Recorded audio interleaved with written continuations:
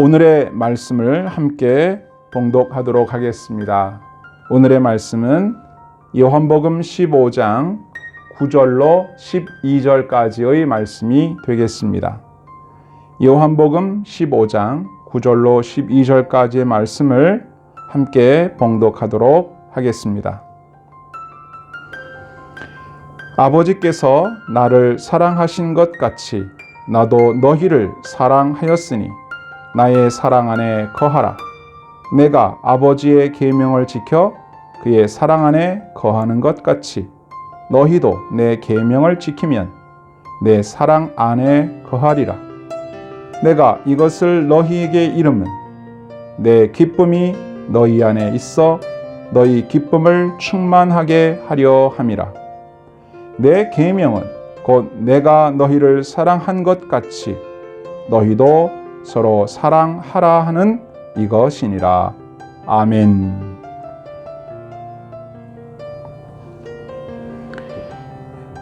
본문 11절을 보면 예수님께서 제자들에게 기쁨에 대하여 말씀하고 계십니다. 내 기쁨이 너희 안에 있어 너희 기쁨이 충만하게 하려 한다. 예수님의 기쁨이 우리 안에 있을 때 우리 안에 기쁨이 충만해진다는 말씀입니다. 내 안에 기쁨, 내 안에 있는 기쁨, 그 기쁨은 무엇일까요? 대부분 내가 원하는 것을 이루었을 때 오는 성취감입니다. 또는 그 기대감입니다. 그런데 그 기쁨이 오래 가지 못합니다. 내가 원하는 것이 이루어지는 일들이 많지 않기 때문입니다. 힘이 부족한 내가 기준이 되면 나는 항상 기뻐할 수도 없고 충분한 기쁨도 누리지 못합니다. 나는 내가 원하는 것을 이룰 힘이 없어서 기뻐할 수 없다고 한다면 그러면 나보다 능력이 많아 보이는 다른 이웃들은 기쁨을 충분히 누리며 살고 있을까요? 아닌 것 같습니다. 그럼 만약 내가 원하는 것이 모두 다 이루어졌다고 가정해 봅시다. 그렇다면 과연 나는 충분히 기뻐할 수 있을까요? 아닐 겁니다. 일이 잘 되어도 마냥 기쁘지만은 않습니다. 뭔가 불안하고 조심스럽습니다. 경험상으로 보아도 사람의 일은 어찌 될지 모르기 때문입니다.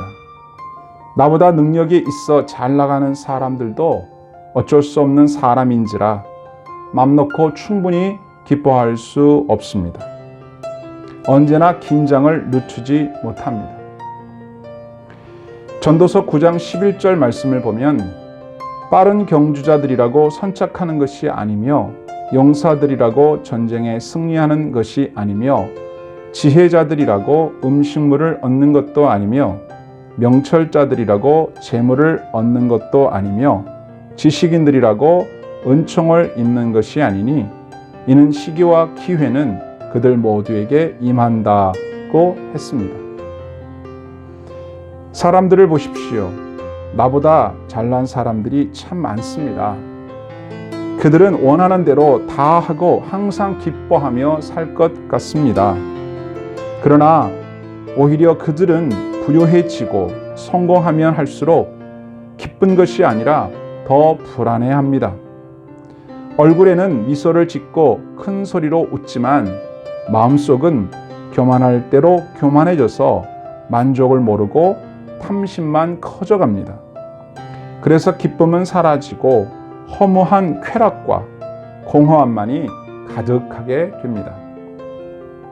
이런 사람들에 대해 성경은 디모데전서 6장 9절에서 다음과 같이 고발합니다. 부하려 하는 자들은 시험과 올무와 여러 가지 어리석고 해로운 욕심에 떨어지나니 곧 사람으로 파멸과 멸망에 빠지게 하는 것이라. 돈을 사랑함이 일만하게 뿌리가 되나니 이것을 탐내는 자들은 미혹을 받아 믿음에서 떠나 많은 근심으로써 자기를 찔렀도다. 그들에게 기쁨이 있다면 그것은 아주 초라한 것입니다. 예수님의 기쁨이 무엇인지 모르는 사람은 결코 진정으로 기뻐할 수 없습니다.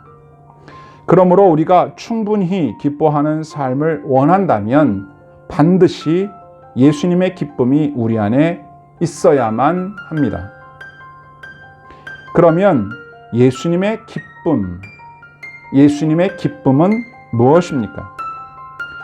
예수님의 기쁨은 예수님께서 하나님의 사랑을 받아 그 사랑에 거하심으로 누리시는 기쁨입니다. 예수님이 하나님께 받은 사랑 그리고 그 기쁨에 대해 본문 9절 이하를 보면 아버지께서 나를 사랑하신 것 같이 나도 너희를 사랑하였으니 나의 사랑 안에 거하라. 내가 아버지의 계명을 지켜 그의 사랑 안에 거하는 것 같이 너희도 내 계명을 지키면 내 사랑 안에 거하리라. 내가 이것을 너희에게 이름은 내 기쁨이 너희 안에 있어 너희 기쁨을 충만하게 하려 함이라. 예수님께서 받으신 그 사랑과 그 누리신 기쁨을 우리도 누리기를 바라고 계시는 것입니다. 우리 안에 이 사랑과 기쁨을 가질 때 비로소 충만한 기쁨을 누릴 수가 있는 것입니다. 예수님의 기쁨으로 우리 안에 기쁨이 충만해지면 놀라운 일이 일어납니다.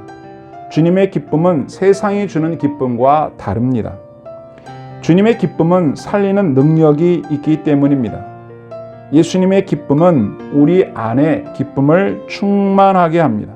그래서 원망, 불평, 의심을 이기며 담력, 용기, 인내를 가지고 이 세상의 모든 난관과 환난을 이기며 모든 수고로운 사람의 사랑의 책임들을 꾸준히 이행하게 되며 진정한 행복을 누리게 합니다.